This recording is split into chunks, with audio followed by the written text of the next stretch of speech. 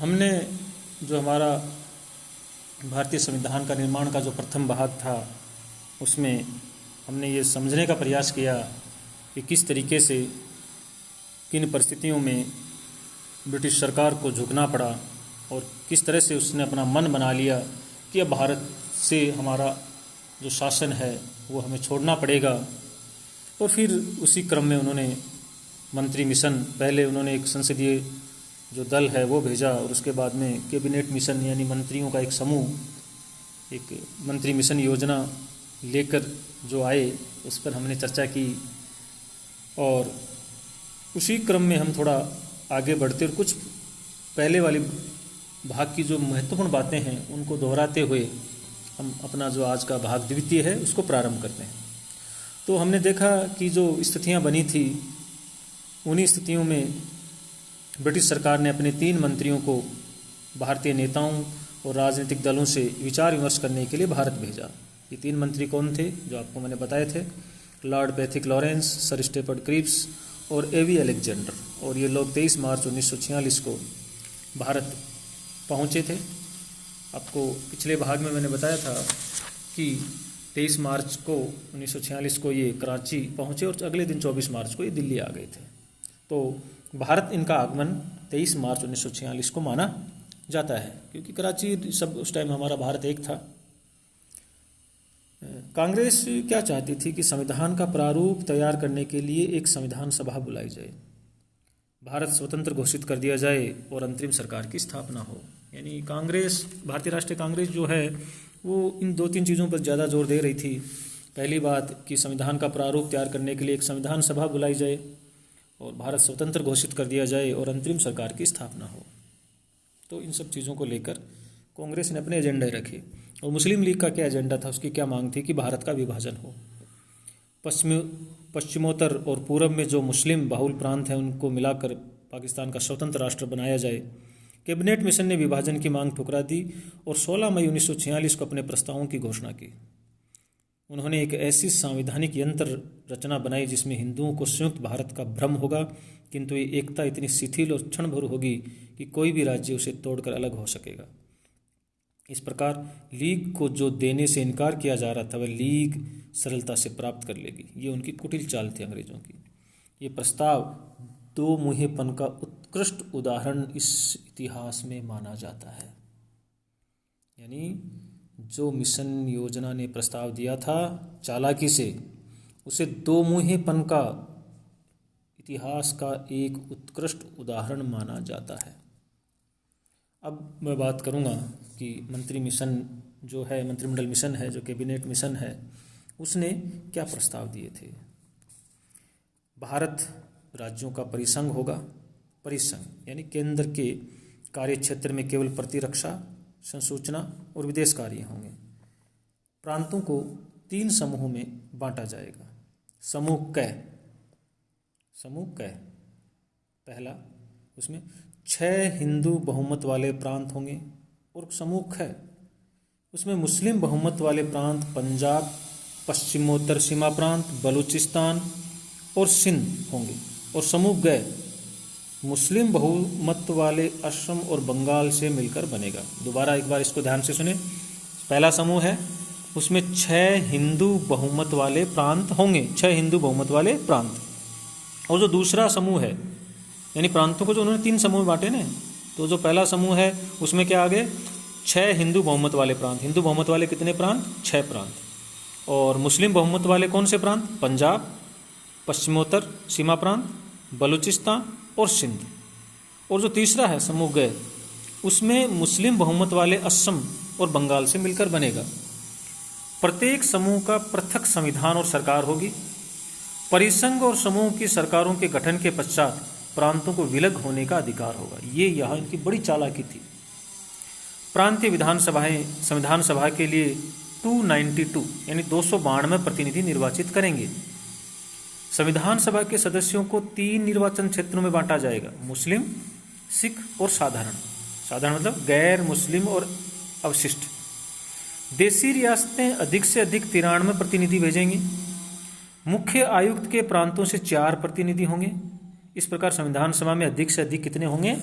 389 यानी 292 प्रांतीय विधानसभाओं के निर्वाचित सदस्य, ध्यान रखें निर्वाचित सदस्य। और विधानसभा के सदस्यों को 3 निर्वाचन क्षेत्रों में बांटा जाएगा, मुस्लिम, सिख और साधारण। और देशी रियासतों के कितने होंगे? 93, और 4 होंगे मुख्य आयुक्तों के प्रांतों से। तो देशी रियासतों वाले तो प्रतिनिधि होंगे, और वो 292 वो निर्वाचित। इसलिए हमारी जो संविधान सभा थी वो निर्वाचित और मनोनीत दोनों सदस्यों से मिली जुली थी। तो कुल मिला के 389 सदस्य होंगे। ये मंत्रिमंडल मिशन जो था उसके प्रस्ताव में था। संविधान सभा के सदस्य 3 समूह में विभाजित होंगे। ये समूह प्रांतों के क, ख और ग समूह के अनुरूप होंगे। प्रत्येक समूह या अनुभाग अपने लिए संविधान बनाएगा। सभी समूह मिलकर परिसंघ केंद्र के संविधान की रचना करेंगे। जब संविधान बन जाएगा तब देशी रियासतें निर्णय करने के लिए स्वतंत्र होंगी कि उनका संघ या प्रांतों से संबंध कैसा हो। इसमें विवक्षा ये थी कि देशी रियासतें स्वयं को प्रभुत्व संपन्न घोषित कर सकेंगी। यानी अंग्रेजों की कुटिल चाल क्या थी कि एक ऐसा भारत जिसमें हर जगह एक नया भारत बनने की गुंजाइश उन्होंने छोड़ दी। इतनी गुंजाइशें छोड़ दी कि कितने टुकड़े होंगे जिसकी हम कल्पना तक नहीं कर सकते। जब संविधान बन जाएगा तो देशी रियासतें निर्णय करेंगी कि वो स्वतंत्र होंगी या उनमें शामिल होंगी। ये बड़ी ध्यान देने वाली बात है। एक अंतरिम सरकार का भी गठन किया गया। प्रजातंत्र में सामान्यतः जो दल बहुमत में होता है वही सरकार बनाता है, किंतु इस मिशन का यह प्रस्ताव था कि राजनीतिक दलों के प्रतिनिधि सरकार बनाएंगे। उस मंत्रिमंडल में सवर्ण हिंदुओं और मुसलमानों का समान प्रतिनिधित्व होगा। ये कपटी जुआरी का गणित था जिसमें 23 को 77 के बराबर मत दिया गया। ऐसा जानबूझकर किया गया था जिससे भारत कमजोर रहे और आंतरिक संघर्ष होता रहे। संविधान सभा का निर्वाचन वयस्क मताधिकार से नहीं होना था। उसका एक भाग तो विधानसभाओं द्वारा निर्वाचित होना था और दूसरा भाग राजाओं द्वारा नामजद।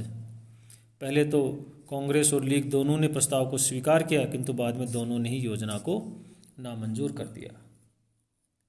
मिशन योजना और कांग्रेस तथा लीग की क्या प्रतिक्रिया थी उस पर भी हम चर्चा करते हैं। अभी भारतीय राष्ट्रीय कांग्रेस ने योजना का ये अर्थ लगाया कि प्रत्येक प्रांत को ये विकल्प है कि वह किसी भी समूह में सम्मिलित हो या नहीं।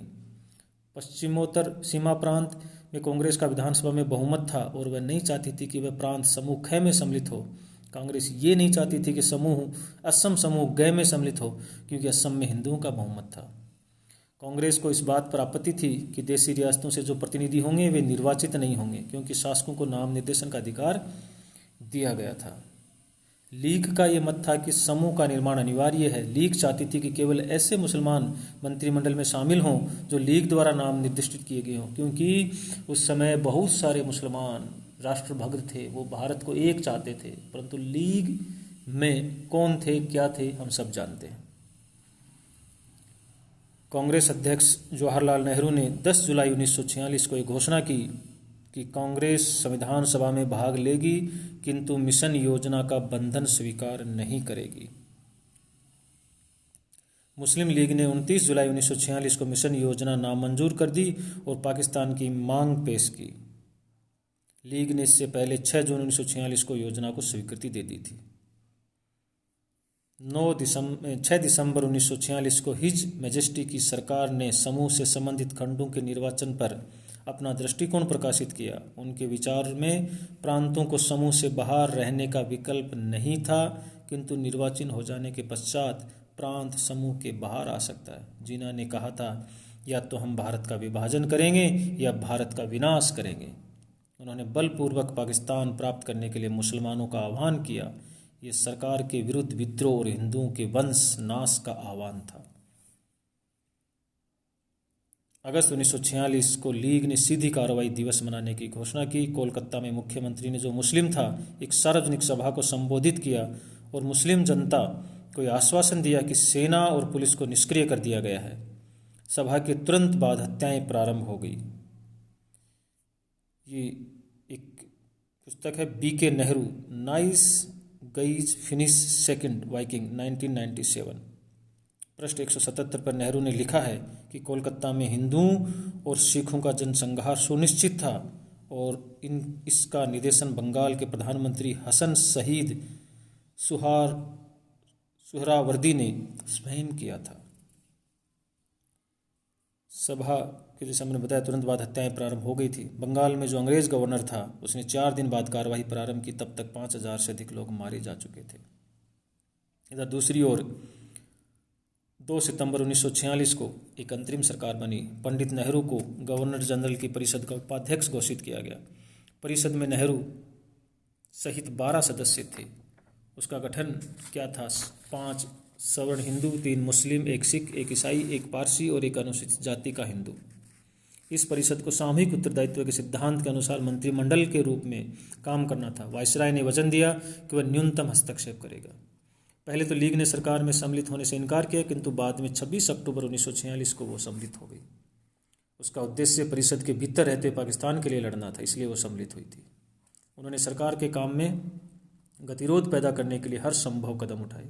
लियाकत अली वित्त मंत्री थे। वे अन्य मंत्रियों द्वारा भेजे गए किसी प्रस्ताव को मंजूरी नहीं देते थे। बीके नेहरू क्या लिखते हैं? परिषद में मुस्लिम लीगी सदस्य और गैर मुस्लिम लीगी सदस्य अपनी बैठकें अलग अलग करते थे। वे परिषद की औपचारिक बैठकों के लिए ही एकत्रित होते थे, किंतु शायद ही कभी किसी निश्चय पर पहुंचते थे। डॉक्टर भीमराव अंबेडकर ने कटाक्ष करते हुए ये कहा था कि ये एक देश की सरकार है जिसे 2 राष्ट्र चला रहे हैं।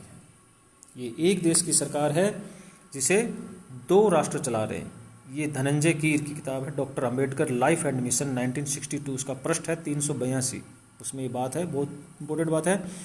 कटाक्ष करते हुए क्या लिखते हैं अम्बेडकर ने? यह है एक देश की सरकार है जिसे 2 राष्ट्र चला रहे हैं। तो इस प्रकार हमने ये कुछ चीज़ें समझने का प्रयास किया है, और अगला जो हमारा भारतीय संविधान का निर्माण भाग 3 है उसमें हम कुछ और चीज़ें शामिल करते हुए इस बात को आगे बढ़ाएंगे।